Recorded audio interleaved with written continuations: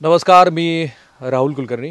राष्ट्रीय स्वयंसेवक संघ हे त्यांच्या पुढच्या म्हणजे भविष्यात कितीतरी नंतरच्या योजना आखणीसाठी आणि ती योजना प्रत्यक्षात यावी ह्यासाठी सातत्यानं प्रयत्न करणारी संघटना म्हणून प्रसिद्ध आहे. जसं जनसंघाच्या काळापासून जम्मू काश्मीरशी संबंधित असलेलं कलम 370 हटवावं किंवा अयोध्येतलं प्रभू रामचंद्राचं जे जन्मस्थळ जिथे काल पंतप्रधान श्री नरेंद्र मोदी यांच्या हस्ते प्रभू रामचंद्राच्या मूर्तीतली प्राणप्रतिष्ठापना झाली. तर हे मुद्दे हे देश स्वतंत्र व्हायच्या आधीपासूनच आहेत आणि म्हणूनच अशा संघटनेशी निगडीत असलेल्या राजकीय पक्षाच्या अजेंड्यावरती ह्या देशाची राज्यघटना बदलायची आहे अशी सतत चर्चा होत असते. आणि ती चर्चा ही एक अर्थाने विरोधी पक्ष जसे करतात तसे ह्या देशातले जे स्कॉलर आहेत तेही करत असतात. आणि म्हणूनच काल नरेंद्र मोदी यांनी जे भाषण केलेलं ते भाषण काय ध्वनित करतं, किमान आत्ताच्या ज्याला कंटेम्पररी काळ आपण ज्याला म्हणतो त्या काळाच्या मर्यादेत तरी तसा तो विचार आहे का की त्यांना भारतीय राज्यघटना बदलायची आहे. तर त्याचं विश्लेषण करण्याच्या आधी पंतप्रधानांनी काल जे भाषण केलं त्या भाषणातले मुद्दे आणि ते मुद्दे काय सूचित करतात ते बघायला पाहिजे. हे खरंच आहे की ज्यांनी भारतीय राज्यघटना बनत होती त्या काळातली वेगवेगळ्या मुद्द्यावरती झालेली चर्चा, प्रत्यक्षात जे ड्राफ्ट तयार झाले ते ड्राफ्ट, डॉक्टर बाबासाहेब आंबेडकर यांनी घेतलेलं कष्ट, त्यांनी सर्वाबरोबर केलेली चर्चा आणि ती पहिली प्रत ज्या वेळेला तयार झाली त्यावेळेला हे खरंच आहे जसं पंतप्रधान काल म्हणाले की प्रभू रामचंद्राचं तिथं चित्र आहेच पण त्यासोबत इतर देवतांची सुद्धा चित्र आहेत. अप्रतिम असं ते ड्रॉइंग केली गेलेली आहे. आणि ज्या वेळेला पंतप्रधान त्या पहिल्या प्रतीचा उल्लेख करतात त्यावेळेला भारतीय राज्यघटनेतल्या कुठल्या कुठल्या गोष्टी ह्या त्यांना अभिप्रेत असतात आणि नसतात. भारतीय राज्यघटनेमध्ये पहिला जो प्रिएम्बल आहे, आम्ही जे भारताचे नागरिक स्वतःला अर्पण केलेली ही अर्पण पत्रिका आहे एका अर्थाने. आणि त्याच्यामध्ये विज्ञानवादी दृष्टिकोन, सामाजिक समरसता, सामाजिक एकोपा ह्याला ध्वनित करणारी गोष्ट आहे. आणि नंतर आणीबाणीच्या आधी भारतीय राज्यघटनेमध्ये जो धर्मनिरपेक्ष आणि समाजवाद हा जो अंतर्भाव करण्यात आलेला तो त्या राज्यघटनेचा स्थायी भाव आहे असं म्हणतात.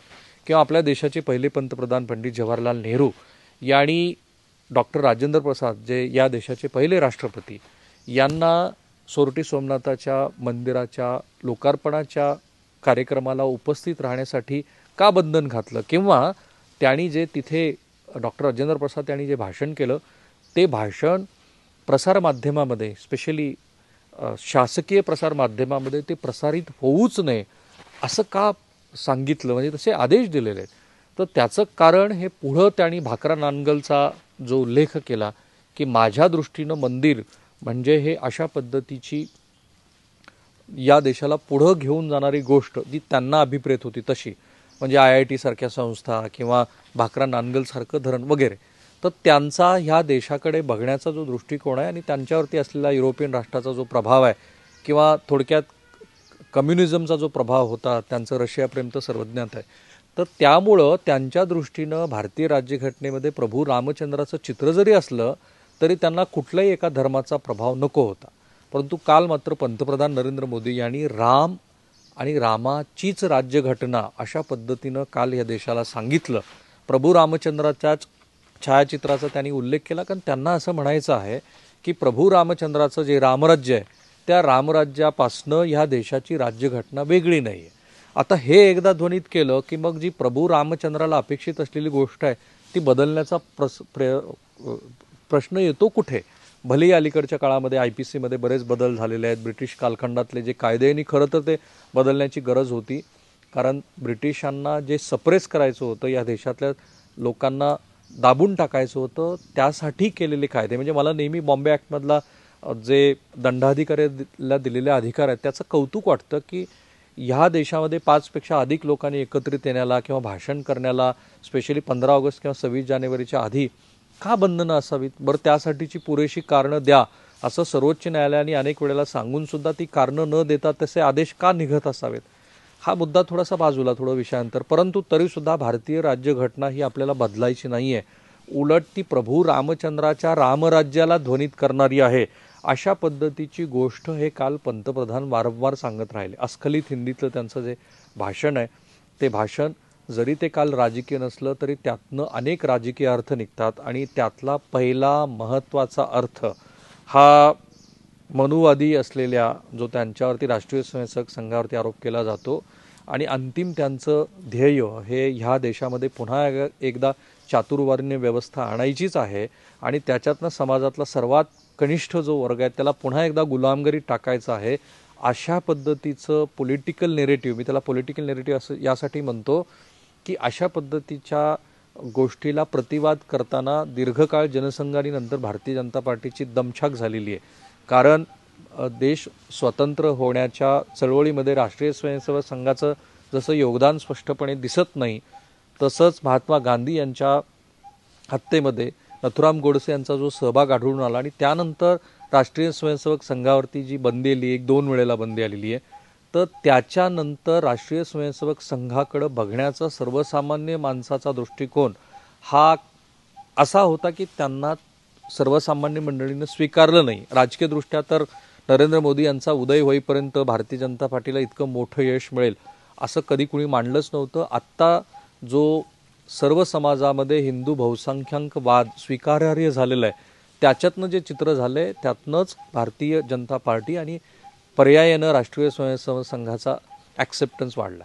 तर अशा संघाला अंतिमतः ह्या देशामध्ये पुन्हा एकदा मनुवाद आणायचा आहे, चातुर्वर्ण्य व्यवस्था आणायची आहे असं जे सांगितलं जातं आहे राजकीय पक्ष आणि स्कॉलरकडनं, त्याला कुठेतरी छेद देण्यासाठीच काल प्रभू रामचंद्राचीच राज्यघटना असं सांगितलं गेलं आहे.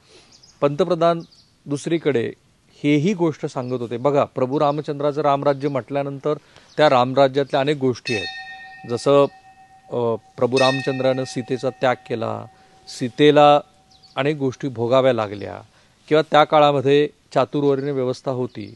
परंतु हीच गोष्ट टाळत नव्या भारतामध्ये प्रभू रामचंद्राच्या रामराज्याची संकल्पना ही पंतप्रधानांनी वेगळ्या अर्थाने मांडलेली आहे.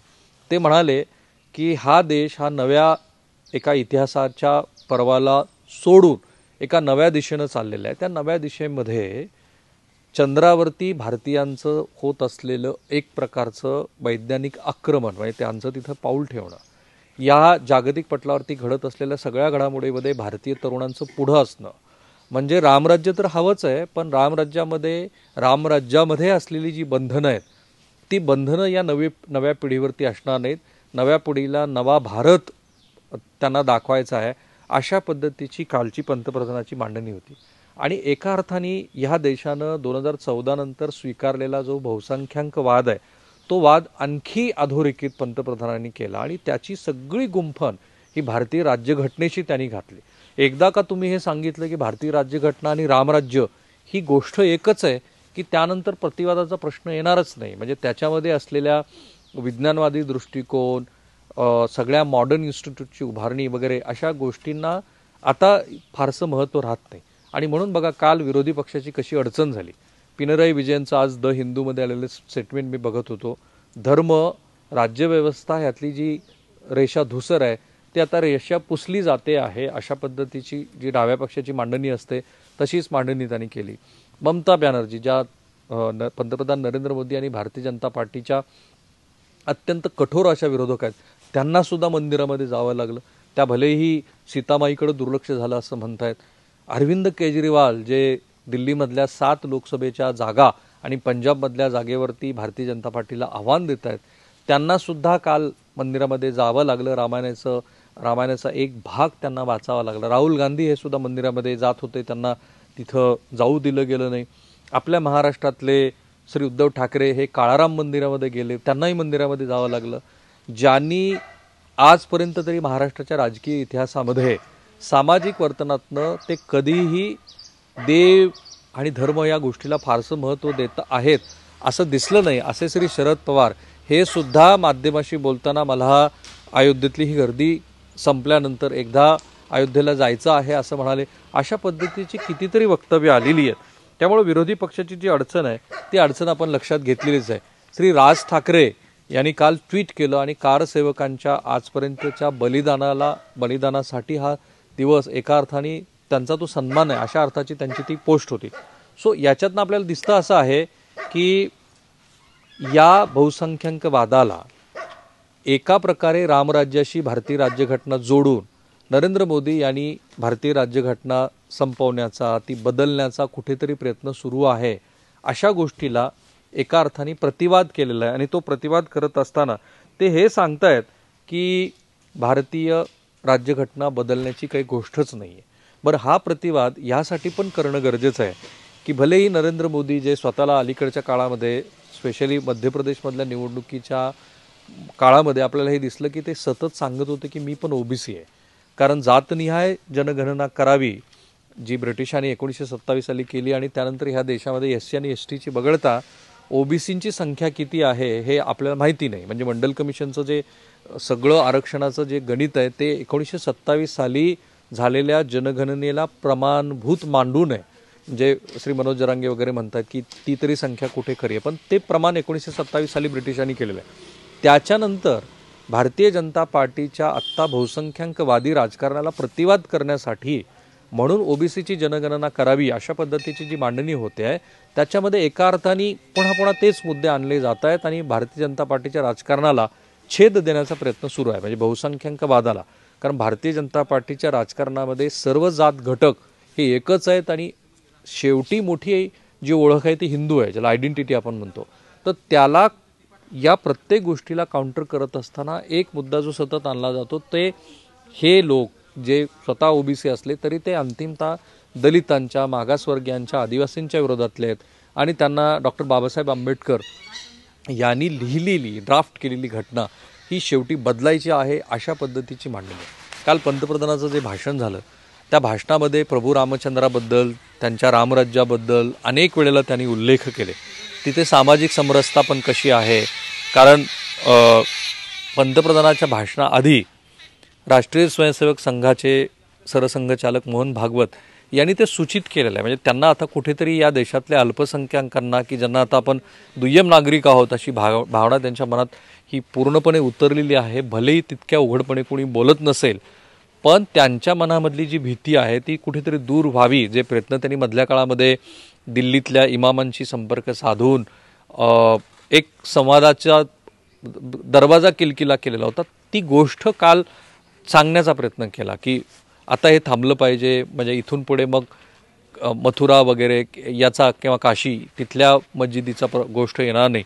तर तोच धागा पंतप्रधानांनी पकडत थेटपणे जरी अल्पसंख्याकांचा उल्लेख केला नसला तरी रामराज्यामध्ये सर्वजण एक आहेत आणि नव्या भारताच्या नव्या प्रवासाला आपल्याला निघायचं असं सांगितलं. सो ही गोष्ट आता स्पष्ट होते आहे की या क्षणाला तरी राष्ट्रीय स्वयंसेवक संघाच्या अजेंड्यावरती ह्या देशाची घटना बदलावी अशी गोष्टच नाही. पण त्यातल्या ज्या गोष्टी आहेत, सर्वधर्म समभाव, समाजवाद, ह्या गोष्टीला मात्र न बोलता त्यांनी बऱ्यापैकी आपल्या वर्तनातनं बाजूला ठेवलेलं आहे. ही वस्तुस्थिती आहे. त्यामुळे जी गोष्ट वस्तुस्थितीत आहे, जी गोष्ट भारतीय नागरिकांनी स्वीकारलेली आहे, जी 2019च्या 2014च्या निवडणुकीमध्ये मान्य झालेली आहे आणि कदाचित आता बऱ्याच राजकीय विश्लेषकांना वाटतं की 2024च्या निवडणुकीमध्ये सुद्धा भारतीय जनता पार्टीच्या विजयाचा वारू रोखणं हे तसं अवघड आहे. तर अशा वेळेला जी गोष्ट तुम्हाला करायची आहे, इथल्या अल्पसंख्याकांच्या मताला फारसं महत्त्व द्यायचं नाही, कारण गुजरात हे असं राज्य आहे की ज्या राज्यामध्ये गेल्या 25 वर्षामध्ये भारतीय जनता पार्टीचा एकही मुस्लिम आमदार नाही आहे किंवा आता या केंद्रीय मंत्रिमंडळामध्ये मुख्तार अब्बास नक्वी यांच्यानंतर कुठलाही मुस्लिम मंत्री नाही आहे. त्यामुळे जी गोष्ट करायचीच नाही आहे, जी गोष्ट आपल्याला न बोलता करायची आहे, तर त्याच्यासाठी बोलण्याची काय गरज आहे. सो या मर्यादेमध्ये तरी या क्षणाला या देशाची राज्यघटना बदलण्याचा कुठलाही विचार आपल्या मनामध्ये नाही आहे याचे संकेत काल पंतप्रधानांनी दिले. कारण त्यांनी सांगितलं की प्रभू रामचंद्राच्या छायाचित्र ज्या भारतीय राज्यघटनेवरती आहे ती राज्यघटना ही रामराज्यापेक्षा वेगळी कशी असू शकते. सो थांबूया आपण इथे. आमचा हा जो मधल्या वेळीचा प्रयत्न आहे तो तुम्हाला आवडतोच आहे, तुम्ही मोठ्या संख्येने तो पाहत आहात, पण तरीसुद्धा महत्त्वाच्या काही सूचना असतील तर त्या जरूर कमेंट बॉक्समध्ये कमेंट करा. मी आणि ABP माझा सर्व सोशल मीडिया प्लॅटफॉर्मवरती आहोत, आम्हाला फॉलो करायला. ABP माझा, उघडा डोळे बघा नीट.